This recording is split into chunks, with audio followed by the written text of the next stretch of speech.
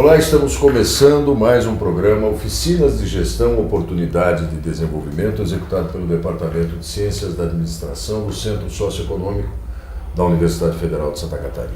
Uma oportunidade para os estudantes de graduação e pós-graduação em Administração Pública de mais de 60 instituições de ensino superior participantes do Programa Nacional de Formação em Administração Pública, o PNAP, no âmbito do Sistema Universidade Aberta do Brasil, o UAB, para ampliarem, acrescentarem conhecimentos à sua formação, utilizando esses programas como atividade complementar.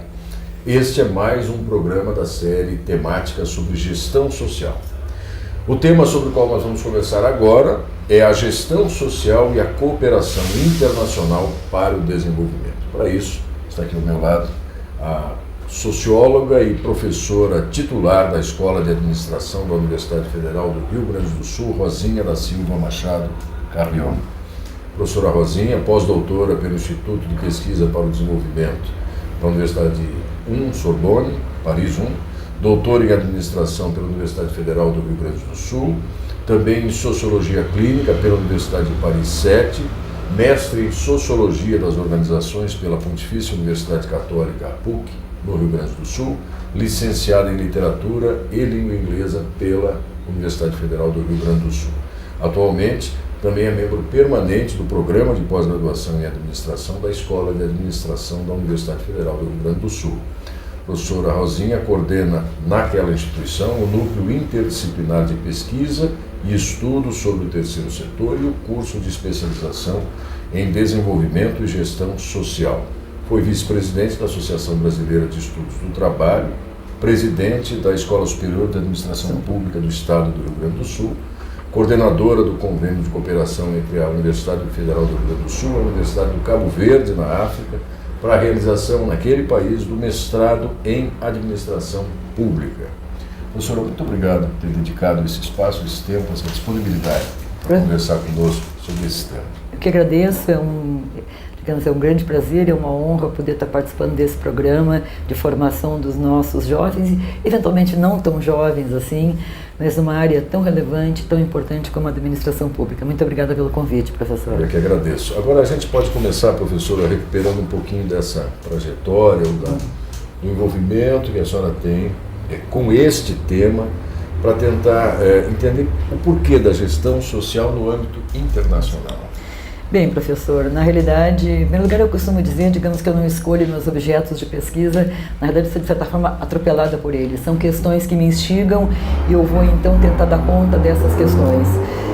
E eu trabalhava, há uns 10, 12 anos eu recebi um convite, eu já trabalhava em relação de pesquisa com a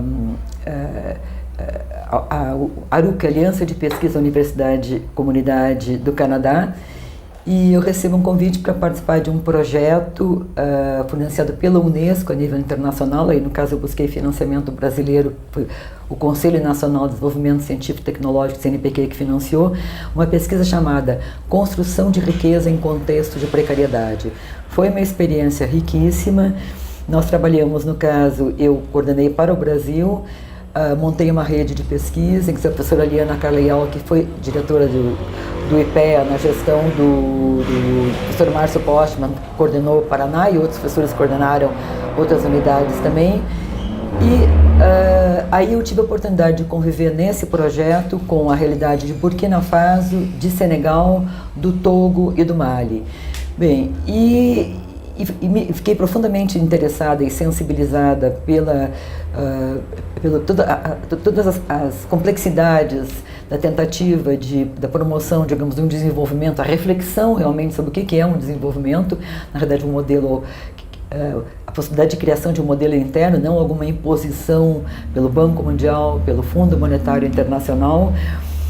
Mas eu estava trabalhando com países francófonos, todos esses países são de língua oficial francesa, e eu, como brasileira, eu queria trabalhar com os países de língua oficial portuguesa, então os PALOPs, países africanos de língua oficial portuguesa. Como pesquisador, o que a gente faz? A gente se redirige para a rede de pesquisa onde estão os colegas. Me redirigi, então, passei a integrar uma das redes que eu até então integrava, que é a rede afro-luso de ciências sociais, de pesquisa em ciências sociais. Estou muito vinculada, participo muito dos grandes fóruns de sociologia. Participando da Rede Luso-Afro-Brasileira de Ciências Sociais, conheci, entre outros professores, o professor Carlos Furtado, que viria posteriormente a ser o vice-reitor da Universidade em Constituição de Cabo Verde. E sou convidada, então, inicialmente, porque estavam começando a constituir universidades, foi em 2007, para ajudar a pensar o curso de graduação em administração. Inicialmente me convidaram, eles estavam tentando montar, então, um mestrado também, para dar uma disciplina e, digamos assim, ao longo da conversação, acabaram recebendo o convite para coordenar o próprio programa de mestrado em administração pública, uma responsabilidade enorme, porque nós vamos formar os gestores do Estado de Cabo Verde. Bem, isso foi até um desafio bastante grande, porque no caso nós tínhamos, já vinha, esse convênio foi financiado, ele era financiado acho que era a Comunidade Econômica Europeia, mas já tinha um financiamento definido, já tinha então um esboço do curso, e aí o desafio era colocar professores que conseguissem problematizar desde uma perspectiva crítica a própria questão de um país periférico, um país africano periférico.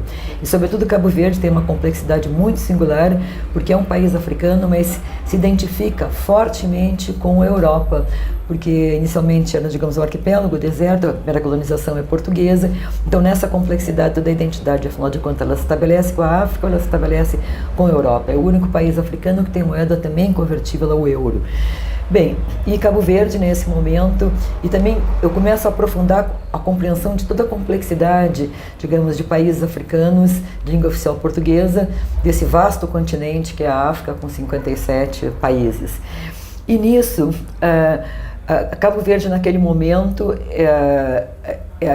ou seja, é um país em primeiro lugar, de independência muito recente, porque a gente, quando vê a independência de Cabo Verde aconteceu em 74, a independência de Angola aconteceu na década de 60, a gente muitas vezes não se dá por conta que se a independência formalmente aconteceu nos anos 60, a partir do momento em que sai o colonizador português, são países que entram sob a zona de influência da União Soviética.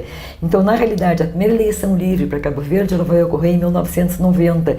Então, o país tem uma, digamos assim, de uma construção de uma independência muito recente, e aí é muito interessante também todo aquilo que o professor Boaventura de Sousa Santos nos traz, a questão da ecologia dos saberes, para a compreensão também, digamos, que o colonialismo não necessariamente ele vai exigir a figura do colonizador. Eu posso ter, digamos assim, uma independência política, eu diria quase como uma independência formal, e continuar reproduzindo internamente, digamos, categorias semelhantes. E, bom, nessa questão toda, Cabo Verde é um país que está tentando construir a sua, digamos, a sua independência, e é muito singular porque Cabo Verde foi usada pelos portugueses, os próprios cabo-verdianos, como quase como representantes dos portugueses nas demais colônias, Angola, Moçambique, tanto que quando há os movimentos de independência nacional, os cabo-verdianos têm que sair rapidamente, porque eles representavam, de certa forma, digamos, o próprio colonizador. E também é um país muito interessante porque nesse processo todo, de certa forma, desenvolveu-se uma certa burocracia, um certo aparato burocrático, que eu diria que Cabo Verde é dos países, digamos, de construção democrática mais sólida em termos de todo o continente africano, embora seja um arquipélago que está a 500 quilômetros, mas ele pertence a esse continente e tem, na realidade, com todos os, digamos assim, a complexidade inerente a um país que realiza sua primeira eleição para presidente nos anos 90, então, portanto, há 20 anos, mais ou menos, ao mesmo tempo ele tem uma familiaridade bem weberiana aqui com um certo aparato burocrático já, que isso dá um desenho um pouco diferente para suas próprias estruturas. Claro, ele vai reproduzir todos os problemas, digamos, de um patrimonialismo e de uma origem colonizadora portuguesa, até muito recentemente, e depois, então, tanto que sobre a zona de influência da União Soviética, que os nossos diretores de centros e unidades que vieram fazer o mestrado, muitos formados na Patrick Lumumba, formado em Cuba, então a formação deles também em países de origem soviética ou relacionada, digamos, às relações geopolíticas do bloco soviético. E com isso, quando no momento em que eu assumo a responsabilidade por montar esse curso de mestrado para os gestores públicos de Cabo Verde, paralelamente surge aquela questão, Nós pedimos insumos, nós queremos conhecer um pouco mais, porque o que eu estou contando para vocês hoje sobre Cabo Verde, sobre a própria realidade, tá? Foi algo que eu fui me apropriando aos poucos. Mas então, que país é esse? Digamos, quais são as suas relações internacionais econômicas? Qual é o programa de governo?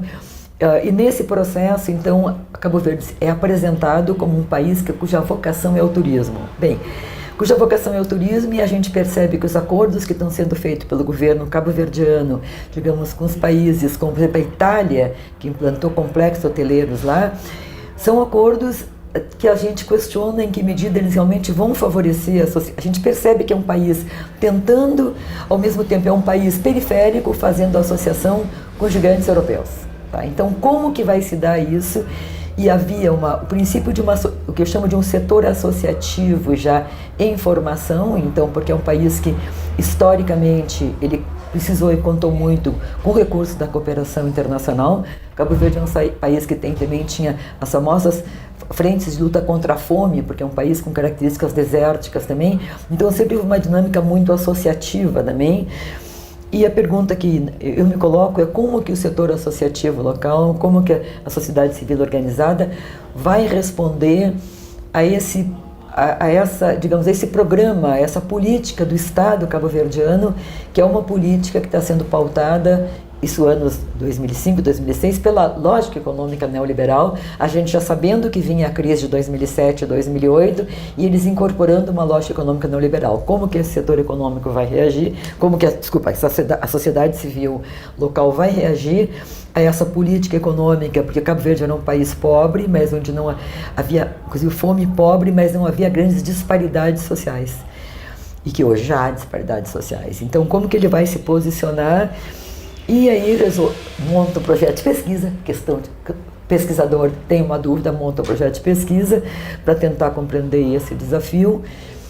E quando eu vou tentar, digamos, mapear o setor associativo cabo-verdiano, bom, aí já detecto que a plataforma das ONGs, com 800 e tantas associações e ONGs ali, na realidade 200 e pouco ONGs ativas, e se começa a perceber, por exemplo, é um país, como acontece, isso eu vi também no Haiti, mas claro, o estágio de Cabo Verde é muito diferente e tem todo um sistema muito mais complexo, não estou, digamos, comparando, digamos, sem demérito do Haiti, mas Cabo Verde com o Haiti, mas de qualquer maneira, o que a gente percebe? É um país cujo Estado está em formação, consequentemente, as políticas, a própria questão de ter políticas públicas também é um processo em formação. E fica evidente quem é que vai realizar as políticas do Estado são as próprias ONGs. Então, dentro de toda a lógica neoliberal, há um certo repasse da execução dessas políticas, sobretudo na área de saúde, para ONGs do setor associativo. Paralelamente, aí começa a entrar a questão do internacional, eu vou detectar que os recursos da cooperação internacional, que historicamente eles iam diretos para as ONGs, o que dava uma autonomia bastante grande a esse setor associativo e essa sociedade civil, digamos assim, organizada em formação, por uma determinação da ONU, que a ONU cria a partir, digamos, da Conferência de Paris 2005, em que os organismos internacionais de cooperação norte-sul, que eu não posso tratar o que é essa lógica aqui, eles são obrigados, digamos, a assumir, digamos, os malfeitos da cooperação norte-sul e um insucesso, inclusive, de promover o tão decantado desenvolvimento. Então, na Declaração de Paris de 2005, se assume isso e a ONU, então, cria um programa chamado Deliver as One, que esse programa, 7 países entram, na América Latina entrou o Uruguai, inclusive, entrou o Vietnã, acho que foi Romênia também, e Cabo Verde entrou pela África. Então é um programa no qual vai ser testado que os recursos das diferentes agências da ONU, ao invés de entrar via cada uma dessas agências para uma ONG, ele vai ser canalizado todo ele. Tem o escritório local da ONU, ele é canalizado para esse escritório e vai direto para o programa de governo. Então, o Estado local constrói o seu programa, apresenta à ONU e os recursos passam. Então, o recurso que ia direto para o setor associativo, ele passa aí via ONU. Passa via ONU. Os recursos das agências da ONU, que iam direto, passam aí, então, para o governo, para ser executado dentro de um plano. Aparentemente, há uma coerência muito maior, porque há uma tentativa de organização, são aqueles efeitos perversos. Consequentemente, também recursos da cooperação internacional, também há uma certa, digamos assim, aquelas ONGs que estão mais alinhadas com o governo, têm mais favorecimento para receber, até porque inspiram para o financiador externo, digamos, maior confiabilidade. Mas com isso, o que eu faço? Num país, digamos, de tradição política recente, num país, digamos, de cultura clientelista, como no caso do Brasil, é bastante forte, o que acontece? Aquilo vai atrelar os interesses e aquilo vai tolher a liberdade. Então eu começo a ver como essas organizações internacionais, digamos, a ONU, inclusive o programa se desenvolve em nome da governança democrática local, como um programa, digamos, bem intencionado, ele consegue, na realidade, digamos, acabar boicotando uma sociedade civil em formação. E aí eu começo a entender que a impossibilidade, digamos, de tentar entender o local independentemente do global. Nós vivemos um mundo em que, com todo o processo de globalização, a ordem mundial, o ordenamento mundial, as relações de poder estão sendo afetadas. Então, se vai, digamos, uma empresa, agora uma orientanda minha, o ano passado fez um trabalho muito interessante, uma dissertação de mestrado em que ela foi analisar os desafios que as grandes empresas brasileiras, entre as quais Gerdau, Votorantim e outras grandes empresas foram enfrentar nos seus programas de responsabilidade social, na África também, países africanos, naqueles países. E quais são os problemas? Os problemas não são problemas de competência gerencial que, digamos, as empresas têm largamente, mas digamos assim, os desafios vão se dar na implantação desses programas sociais. Por quê? Porque essas empresas querem respeitar a soberania local. Elas não querem, portanto, intervir na área de formulação de políticas públicas. Só que muitas vezes não há nenhum interlocutor na sociedade civil com quem interagir. E também não há uma política pública. Então a complexidade toda, no fim, elas acabam tendo que, de certa forma, atuar respeitando o Estado local, mas quase que na formulação de políticas públicas. Então, essas questões internacionais que parecem tão distantes, na realidade elas estão muito próximas. Hoje, inclusive, se discute a questão de que a PEB, a política externa brasileira, e a gente sabe, sobretudo a partir do governo Lula, há uma retomada da política externa brasileira voltada para os países do Sul. Então, no caso, não necessariamente os países do Sul tem que estar no sul do mundo, mas geralmente estão. Mas, digamos, nesse processo todo em que há essa retomada, então, o que vai se observar é que, bom, a partir do governo Lula, então, que há uma retomada das relações com esses países também localizados ao sul, e dentro de toda a lógica, digamos, de uma cooperação sul-sul, em que não é que seja uma lógica, digamos assim, antagônica à lógica da cooperação norte-sul, que foi uma lógica construída ainda durante quase as portas do final da Segunda Guerra Mundial, mas que os países que, digamos assim, os países que saem vitoriosos, então, Estados Unidos, Inglaterra, Rússia, que fazia parte desse conjunto todos de países, eles pensam alguma forma de pensar e de apoiar, digamos, a reconstrução, ou no caso, aquilo que eles entendiam como o desenvolvimento dos países que são classificados, então, como subdesenvolvidos. Bem, e vai dar origem à cooperação Norte-Sul, que eu não tenho condições de detalhar aqui, mas a gente sabe com todas as questões positivas que ela teve, mas todas as limitações que elas têm, e que as próprias, digamos, organizações como que participam da própria Conferência de Paris em 2005 vão reconhecer as limitações desse processo. Bem, professora, deixa eu só tentar pontuar o seguinte. A senhora estava explicando, claro, esse contexto todo a partir do início do seu envolvimento como pesquisadora, enfim, com essas realidades para nós ainda tão desconhecidas, eu imagino, tão distantes de compreensão, a não ser que nós consigamos nos inserir nas realidades locais. A minha primeira questão diz respeito o desafio que se tem em conviver com uma realidade tão diversa da nossa, com tantas carências, com essas implicações da cooperação internacional, e isso gerar, no âmbito da academia, sobretudo, um conjunto de linhas de pesquisa específicas. Né? Então, eu queria que a senhora pontuasse, a partir desse contexto, como é que se desenvolveram essas diferentes linhas para atuar em frentes de investigação. Eu acho que essa questão, digamos, de conviver com esses desafios, isso na PEGS que teve em 2002, 2012, no Encontro Nacional de Pesquisadores em Gestão Social, eu propus uma mesa da qual participou também o professor Ladislau Dobor e mais uma colega de São Paulo, no qual nós refletimos exatamente uma questão sobre os desafios de trabalhar com gestão social, de trabalhar com essa lógica, que pretende ser uma lógica substantiva, é uma lógica que realmente atua no sentido de políticas mais solidárias, de trabalhar com isso em situações em que a gente sente que a gente, inclusive, promovendo o desenvolvimento local ali, de certa forma a gente vai estar contribuindo porque acalma um pouco a dor com governos tão autocráticos e tão ao contrário de tudo aquilo que a gente prega. Então, essa, digamos, faz parte, digamos, dos que os desafios de trabalhar com gestão social nesse contexto complexo. Em termos de linha de pesquisa, respondendo especificamente essa pesquisa, nós temos o núcleo que eu coordeno, nós trabalhamos basicamente em 4 grandes linhas de pesquisa. Uma delas é globalização, governança global e organizações internacionais. Nessa linha, nós vamos procurar compreender inclusive o papel dessas organizações internacionais, dentro de uma perspectiva crítica, digamos, estudos organizacionais críticos, o papel dessas organizações internacionais na própria capilarização da lógica dos países centrais. Eu estou me reportando aqui a Manuel Wallerstein, a Fernando Brodel, que pensam o mundo em termos, eu tenho, digamos assim, o sistema mundo, mas que não é um mundo, onde eu tenho assim o centro, uma periferia e uma periferia hoje com países emergentes também. Então, e eu tenho organizações internacionais, uma delas é a ONU no caso, que a gente, digamos, tem uma visão muitas vezes bastante idílica e compreender como que essas organizações e como que o sistema chamado de governança global atua ou não atua no sentido de construção de um processo mais democrático. Por exemplo, um trabalho de uma outra orientanda, ela foi analisar a questão da governança global ambiental.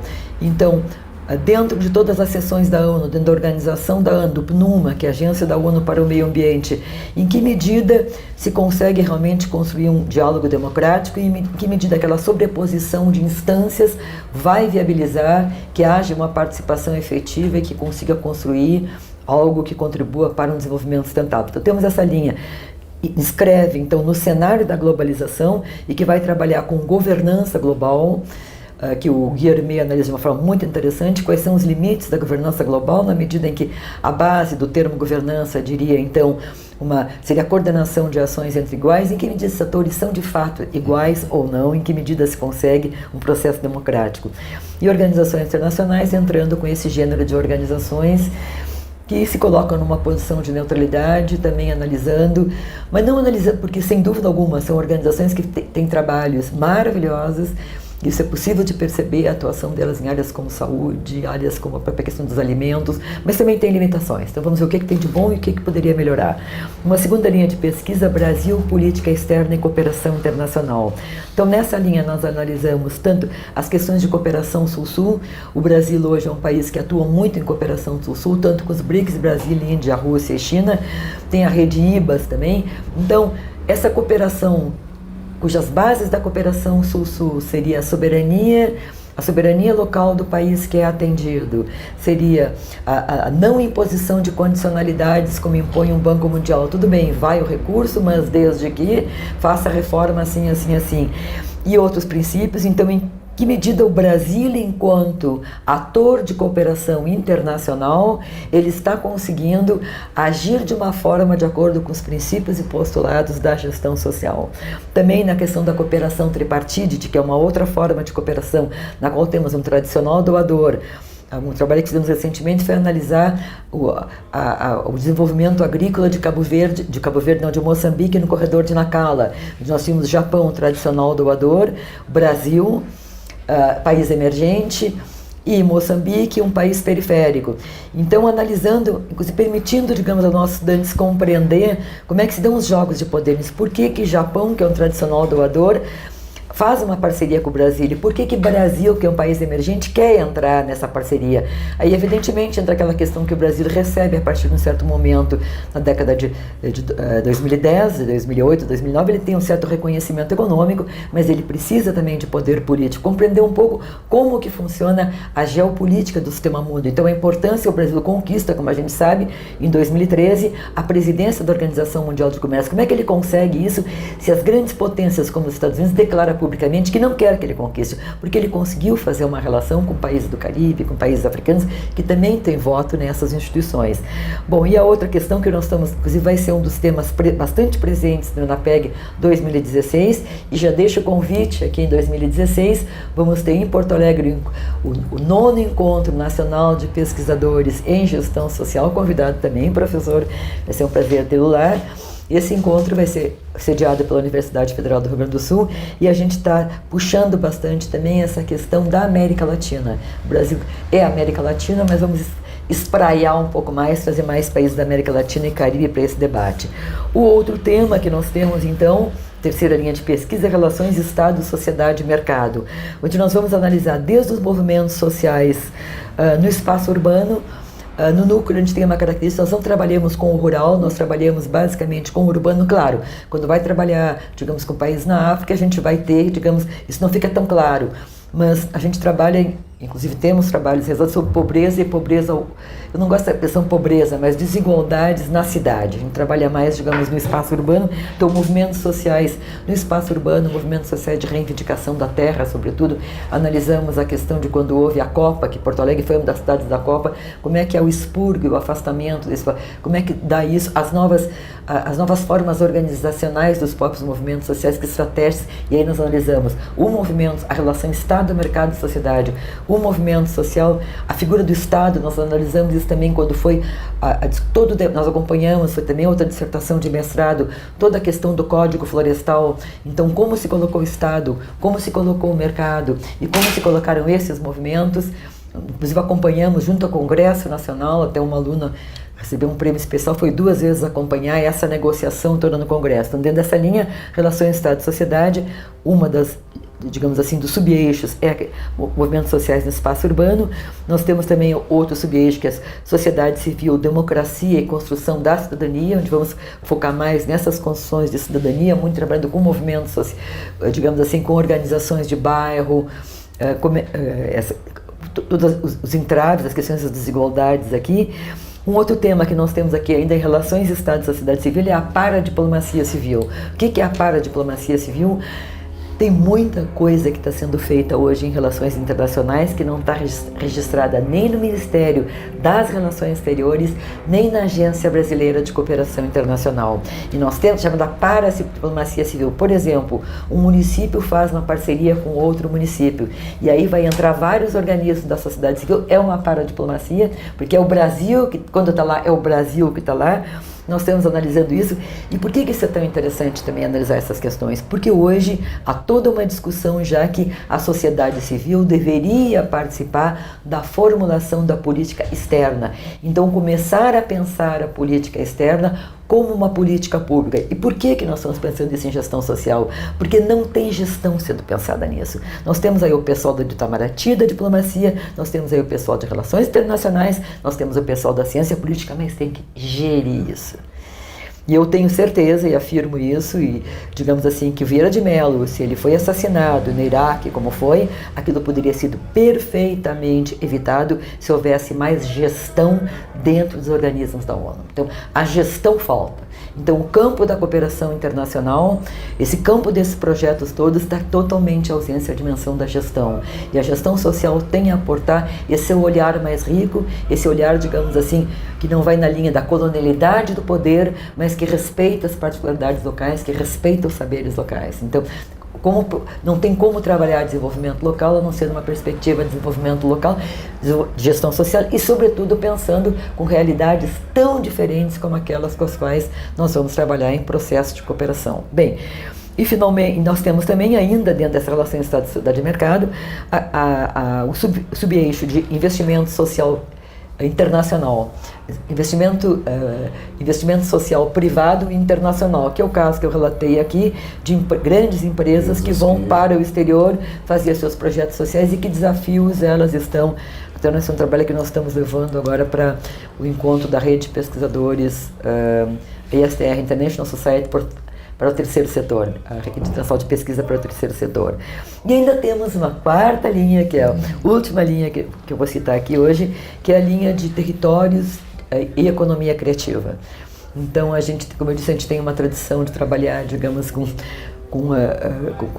a pobreza no meio urbano, digamos assim, com a insuficiência de renda para assegurar uma situação de bem-estar por recursos próprios, num bairro em Porto Alegre chamado Bairro do Arquipélago, que é o bairro que tem o mais baixo índice de DH, é um contraste violento, tem as mansões na beira do rio e tem também tudo isso, e nós estamos ali atuando no sentido de avaliar e tentar contribuir para a formação de um polo de economia criativa. Esse projeto, inclusive, foi um projeto que agora recebeu uns 300 mil do Proeste, com vários ministérios reunidos, que é o programa do MEC CESUE. Então, seriam basicamente isso. A nível de cursos, como nós estávamos conversando anteriormente, nós temos na Escola de Administração da URGS o primeiro curso de bacharelado em Administração Pública e Gestão Social do Brasil. No caso, ele se chama Administração Pública e Social. A palavra gestão não aparece no nome do bacharelado, porque gestão é tecnólogo. Então, quando nós fizemos isso, nós conseguimos montar esse curso no âmbito do REUNE, talvez os maiores REUNEs do Brasil. Nós conseguimos para contratar, sempre me esqueço, 16 ou 19 professores de dedicação exclusiva, e ele inicia em 2010 como uma área de formação específica, embora de fato fosse um curso, porque nós tínhamos vestibular na Escola de Administração para administração e para essa área de formação específica. E quem entrava em formação específica de administração pública e gestão social não podia passar para administração de empresas e vice-versa, mas com a nova lei de janeiro de 2014, que retoma toda a questão da formação em administração pública, nós passamos então a nos constituir enquanto um curso de bacharelado em administração pública e social. Como eu disse, gestão não pode aparecer, mas essa é a formação. Então, eu acho que basicamente seria isso. Nós temos também, já fizemos cursos de projetos sociais e a pós-graduação em gestão social e desenvolvimento, e a gente tem uma série outras de atividades. Eu acho que seria isso que eu teria para colocar. Professor, eu quero agradecer muito a sua participação, e como nós estamos aqui conversando com a professora Rosine da Silva Machado Carrion, da Universidade Federal do Rio Grande do Sul, sobre esse tema que envolve a cooperação internacional, sobretudo onde ela é mais necessária, né? Onde ela tem seguramente uma inserção que deve perseguir o desenvolvimento mesmo dessas comunidades. E a gente está falando para estudantes de pós-graduação, de graduação, em administração pública, que obviamente se ocupam desse tema da gestão social em mais de 60 instituições do país. Eu queria que a senhora lançasse um desafio para eles, que esse tema fosse objeto dos seus estudos, que isso fosse objeto dos seus TCCs, das suas monografias, das suas teses, dissertações ou das suas monografias. O primeiro desafio para vocês é participar do ENAPEX 2016. Tá? Bom, estou brincando, mas de qualquer maneira está feito o desafio, mas eu imagino que esse nosso vídeo aqui, ele vai além de 2016. Olha, eu diria assim que eu abri 3 campos de conhecimento já na minha vida. Eu participei do grupo que fundou na França, nos anos 80, a área de saúde mental no trabalho.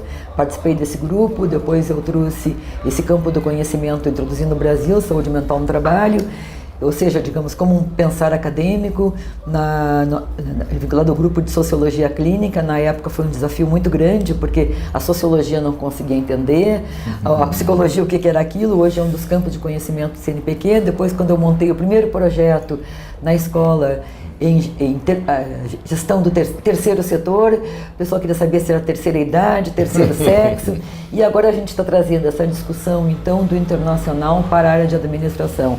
O que eu posso dizer é que tem tido, assim, uma aceitação bastante grande. Inclusive, nós já apresentamos trabalhos na AMPAD.